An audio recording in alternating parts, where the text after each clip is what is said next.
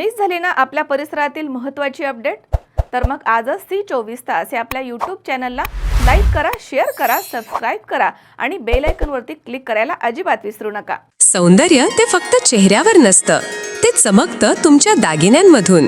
सोने, चांदी, हिरे आणि विश्वासाचं तेजस्वी नाव ओम मयूर ज्वेलर्स, संगमनेर. पिढ्यानपिढ्यांचा वारसा, आधुनिक डिझाईनची चमक आणि विश्वासाचं नातं. सर्वात कमी भाव, सर्वात कमी मजुरी, सोन्याची शुद्धता बिलावर लिहून देणारे एकमेव दालन आणि 100% हॉलमार्क शुद्धतेची हमी फक्त ओम मयूर ज्वेलर्समध्ये. खास गोल्ड SIP योजना, मजुरीवर तब्बल 100% सूट. लग्न कार्य असो, सण समारंभ असो किंवा खास क्षण, तुमची कहाणी सांगणारे दागिने मिळतील फक्त इथेच. आता सुवर्ण बस्त्यासाठी नाही कुठली धावपळ, कारण संगमनेरमध्येच आहे दागिन्यांचा खजिना, नव्या डिझाईन्ससह विश्वासानं सजलेला.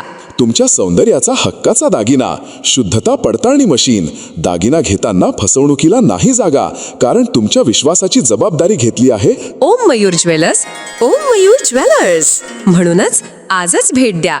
ओम मयूर ज्वेलर्स, अशोक चौक, संगमनेर. संपर्क 93712044.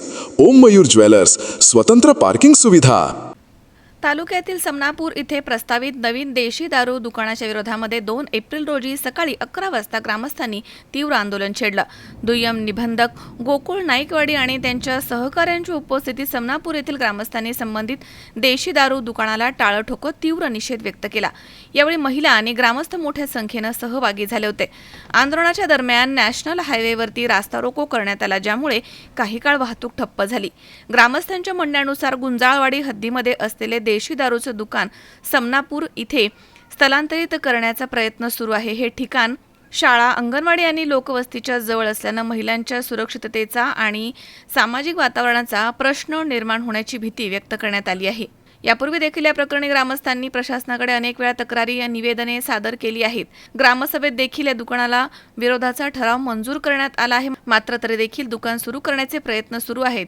त्यामुळे ग्रामस्थांनी आक्रमक भूमिका घेत दुकानाला टाळं ठोकलंय. दरम्यान प्रशासनानं घटनास्थळी भेट देत ग्रामस्थांशी चर्चा केली आहे.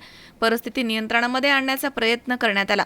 मागण्यांकडे दुर्लक्ष झाल्यास पुढील काळामध्ये आणखी तीव्र आंदोलन छेडण्यात येईल असा इशारा ग्रामस्थांनी दिलाय. पहिल्यांदा एक निवेदन दिलं होतं तहसीलदार साहेबांना, त्याच्या आपल्याकडे प्रती आहे.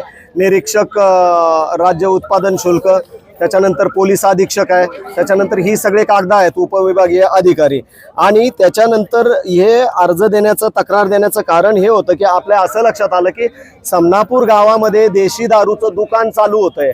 आणि त्यावेळेस ज्यावेळेस आम्ही त्याची चौकशी करण्यात आली तर आम्हाला एका जुन्या ग्रामपंचायतच्या ठरावाचा अहवालाचा हे देण्यात आला की या ठरावानुसार ते ग्रामपंचायतच्या दुकानाला परवानगी दिली. परंतु त्यातली गंमत अशी होती की ज्यावेळेस ती ग्रामसभा झाली त्या ग्रामसभेला मी स्वतः उपस्थित होतो. आमचं पुण्यश्लोक अहिल्यादेवी होळकरांचं आंदोलन चालू होतं आणि मला आठवतंय चांगलं, त्याच्या आपल्याकडे व्हिडिओग्राफी पण अवेलेबल असेल ग्रामपंचायतमधून, ती RTIच्या याच्यामधून आपल्याला मिळाली, परंतु मी चेक केलेली नाही. म्हणजे माझं सांगणं आहे की त्या ज्या ठरावामध्ये, ज्या ग्रामसभेमध्ये मी उपस्थित होतो त्या सभेमध्ये हा ठरावच झालेला नाहीये. म्हणजे जुन्या ठरावावरती, प्रोसिडिंग वरती दारूच्या दुकानाला परवानगी देतोय असे कुठले तरी आर्थिक अपहार करून ते लिहून देण्यात आलं आणि त्याच्यावरती ते दारूचं दुकान चालू करण्यात आलं.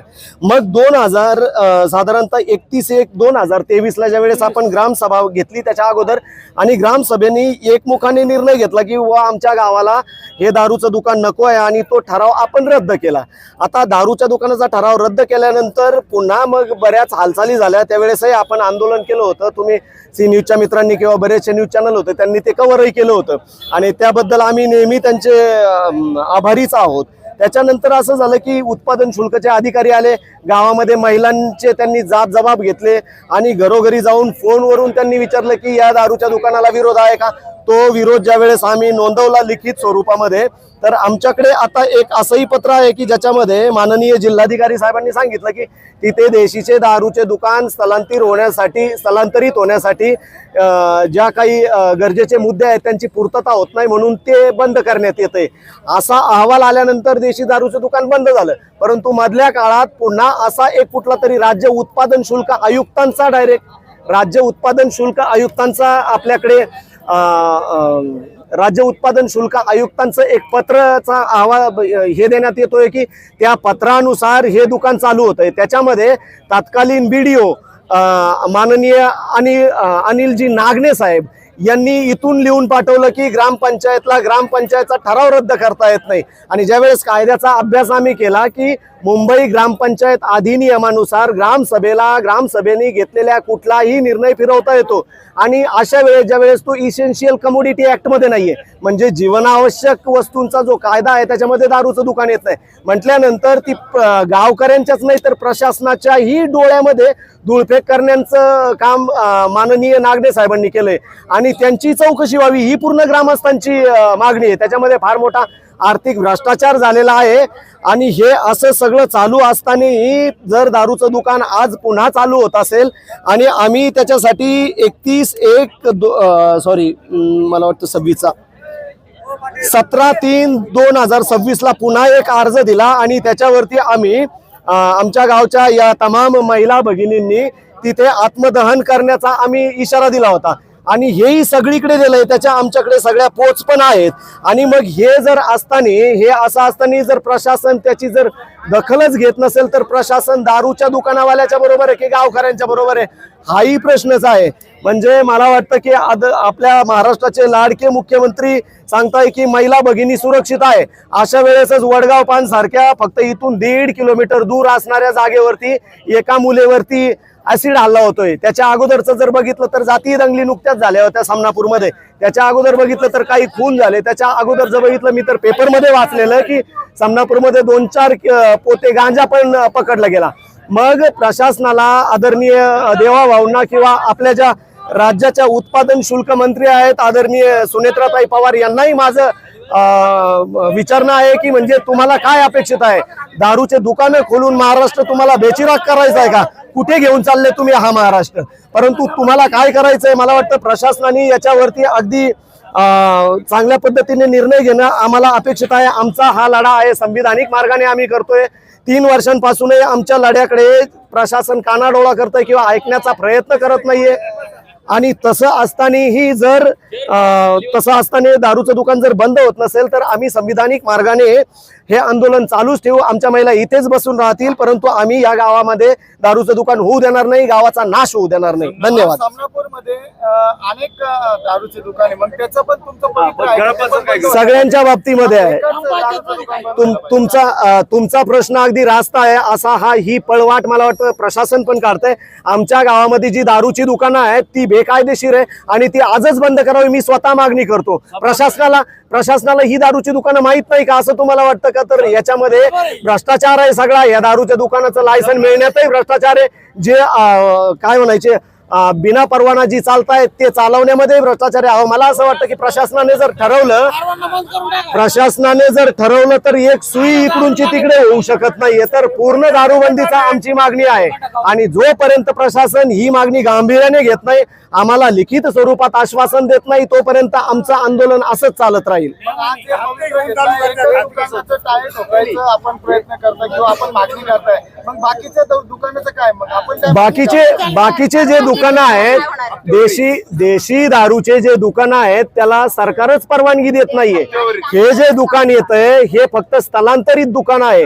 जर स्थलांतरित परवानाधारक दुकान जर आलं तर त्याला कधीच आम्ही बंद करू शकणार नाहीये. आणि तुमचा जो प्रश्न राहिला दुसऱ्या दुकानांचं, ते आज केले आत्ताही केले तरी काही बिघडत नाही आणि ते ग्रामस्थांना ज्या वेळेस वाटेल त्यावेळेस ते बंद होऊ शकतात. प्रशासनाला जर सकाळी वाटलं तर ते सकाळीच बंद करू शकतात, संध्याकाळची पण त्यांना वाट बघण्याची गरज नाही. म्हणजे आमचा पूर्ण दारूबंदीसाठी समर्थन आहे. आम्हाला दारूचं दुकान नकोय. आता जे CFL नावाचं जे देशी दारूचं दुकान होऊ राहिले ते तर मुळीच नकोय आणि प्रशासनाने हे लिखित स्वरूपात आम्हाला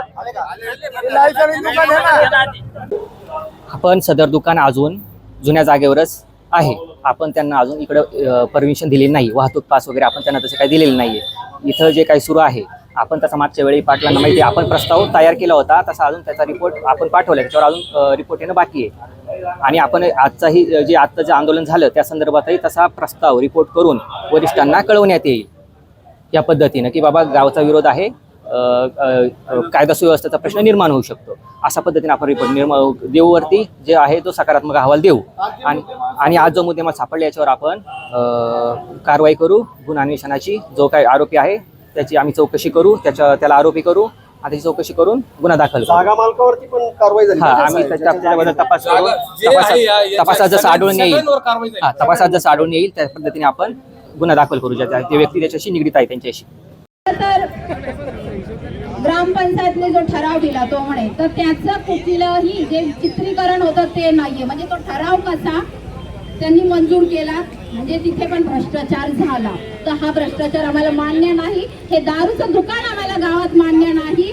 त्याला तिकडे परवानगी होती, तिकडनं इकडे का स्थलांतरित करण्यात येत आहे, तिकडून इकडे का येत आहे, स्थलांतरित होत आहे, ते कशासाठी होत आहे. आम्हाला हा समनापूरचं जे वाटोळं होणार आहे तर ज्यांना करायचंय तर ते करू देणार नाही. आम्ही हे दारूचं दुकान समनापूरमध्ये झालंच नाही पाहिजे.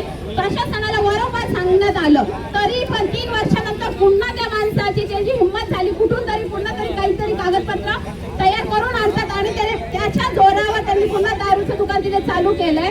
आणि आम्ही त्या कागदपत्रांची पूर्तता केली. जे कागदपत्र आमच्याकडे आहे की त्याला मान्यता त्याची जी मिळाली होती ती नामंजूर करण्यात आली. ग्रामपंचायतने ठराव घेतला होता की जो ठराव घेतला तो आपण नामंजूर केलाय. त्यामुळे त्या दुकानाला परवानगी नाहीये आणि ते दुकान इथे झालं नाही पाहिजे. जिथे आहे तिथेच राहू द्या. ते का स्थलांतरित करतात, जिथे आहे तिथे राहून द्या. आमच्या समनापूरमध्ये ते झालं नाही पाहिजे. आमची मुली बाळी ज्या बायका आहेत किंवा लहान मुलं आहेत, जे तरुण मुलं आहेत, ही जी पिढी आहे ही तुम्हाला बरबाद करायची आहे का, काय करायचंय. आता पण इथे पण 1-2 जण असतील, जास्तही असतील, जे दारू पिऊन आलेले आहेत. तुम्ही बघा काय अवस्था आहे. आणि आता हे 1-2 तुम्हाला 200 होऊ द्यायचंय का. काय प्रत्येक घर जे आहे जे कसं कष्ट करतात, रोजानी बाहेर जातात, घर चालवतात आणि ते रोजाचे पैसे ह्या दारूच्या ह्याच्यात घालायचे आणि मग ती पिढी ते लहान मुलं त्यांचं आयुष्य बर्बाद होणार आहे. तर हे चालणार नाही. दारूचं दुकान इथे झालं नाही पाहिजे. त्याला आमचे सर्व सामनापूर ग्रामस्थांचा तीव्र विरोध आहे. शावी शेख, सी 24 तास, Sangamner. Dhanvantari multi speciality hospital.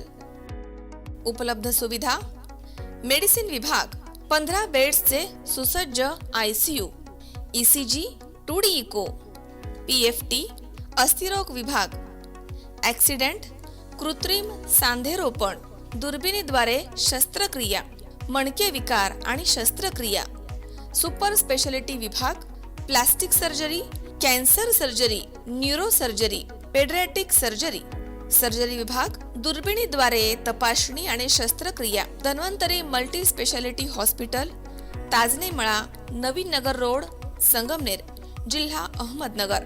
Phone number 02425 22 75 74 तसेच 22 75 75. Mobile number 74 99 17 68 64.